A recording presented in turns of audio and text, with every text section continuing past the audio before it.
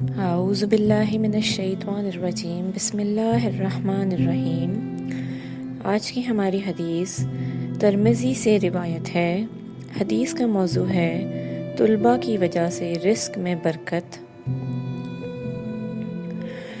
حضرت انس رضی اللہ تعالیٰ عنہ فرماتے ہیں کہ آپ صلی اللہ علیہ وآلہ وسلم کے زمانے میں دو بھائی تھے، جن میں ایک تو نبی کریم صلی اللہ علیہ وآلہ وسلم کی خدمت میں رہا کرتا تھا اور دوسرا بھائی کمائی کرتا تھا۔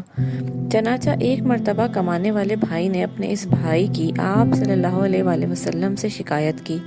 اس پر آپ صلی اللہ علیہ وآلہ وسلم نے فرمایا کہ ہو سکتا ہے کہ تمہیں اس کی ہی برکت سے رزق دیا جاتا ہو۔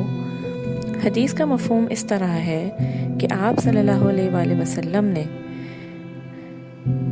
دو بھائیوں میں سے ایک بھائی جو کہ آپ صلی اللہ علیہ وآلہ وسلم کے پاس تعلیم حاصل کرتا تھا، اس تعلیم کی اہمیت دوسرے بھائی پر واضح کی کہ کیا پتہ اس کی تعلیم، جو وہ دین سیکھ رہا ہے، جو وہ عبادت کر رہا ہے، اور اس کی تعلیم کی برکت اتنی ہو کہ جو تم رزق کماتے ہو، باہر جا کر کمائی کرتے ہو، وہ اس کی اس تعلیم ہی کا نتیجہ ہو۔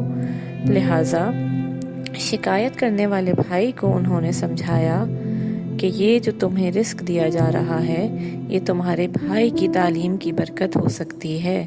جزاک اللہ خیراً کثیرا۔